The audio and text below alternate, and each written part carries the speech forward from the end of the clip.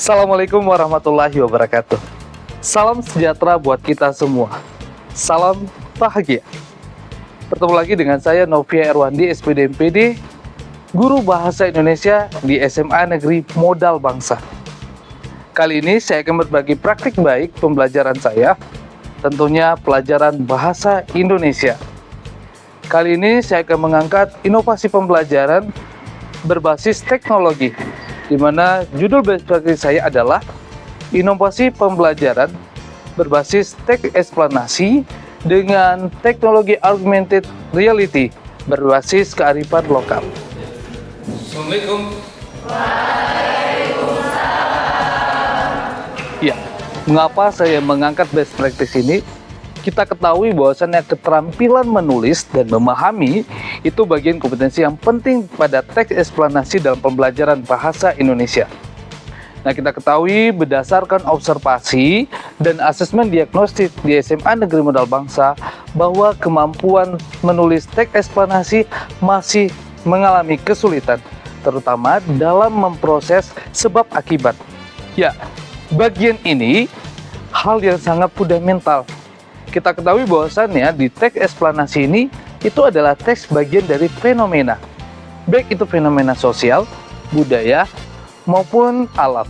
Nah, kita ketahui bahwasannya di teks eksplanasi juga yang dialami peserta didik, yaitu mereka kesulitan di dalam menuangkan saat menulis.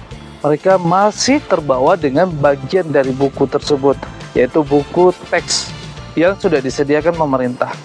Akhirnya mereka tidak mengalami perubahan diri dalam menulis, tidak menuangkan dari hasil karya bahasa mereka sendiri.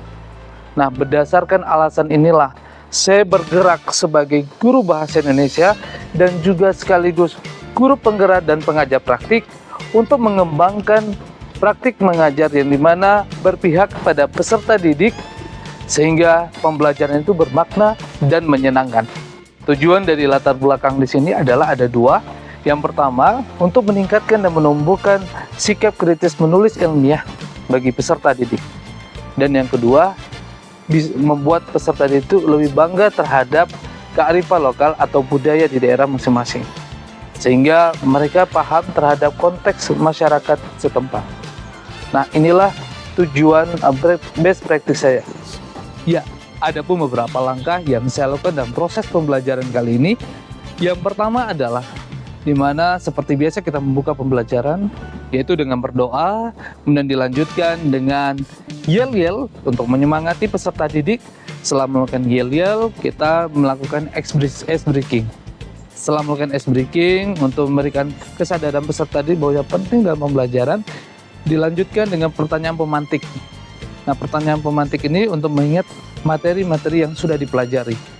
Setelah melakukan pertanyaan pemantik, guru memberikan tayangan video tentang cerita dari kopi ule karing, di mana kopi ule karing ini adalah salah satu kopi yang ada khas di daerah Aceh. Nah, kemudian setelah dilanjutkan dari tayangan video, mereka menyimpulkan terhadap informasi yang tersebut.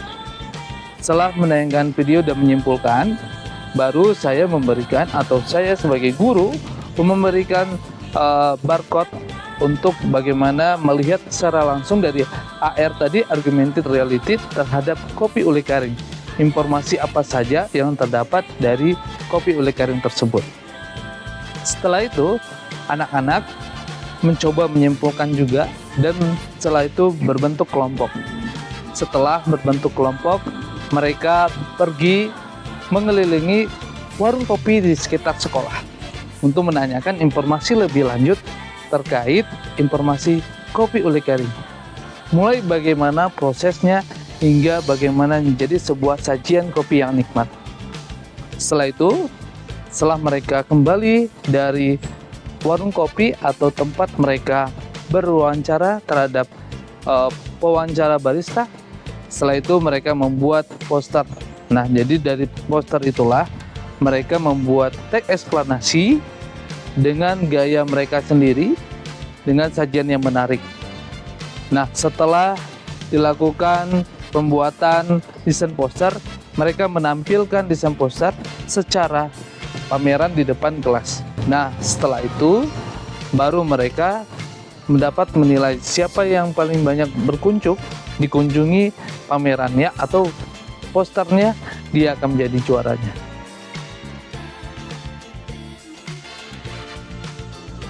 Setelah melakukan pameran, peserta didik diberikan stick note, di mana mereka diberikan satu pertanyaan untuk bagaimana inspirasi mereka, apa informasi mereka yang mereka dapatkan terhadap pembelajaran dari mulai pertama sampai terakhir. Setelah mereka menulis, mereka menempelkan di dinding. Dan setelah itu dibacakan beberapa perwakilan peserta didik. Kemudian ditutup dengan doa. Demikian langkah-langkah yang saya lakukan dalam pembelajaran best practice kali ini. Baik, kesimpulan dari best practice kali ini adalah di mana peserta didik nanti mampu mereka membuat eksplanasi, kemudian mengaitkan dengan kontekstual yang di sekitar mereka. Dengan adanya kearifan lokal, mereka bisa melihat bagaimana budaya mereka sendiri. Kemudian dikaitkan dengan teknologi agar mereka tidak tertinggal dengan teknologi yang ada. Demikian best practice saya dapat informasikan. Dengan akhir kata, Assalamualaikum warahmatullahi wabarakatuh.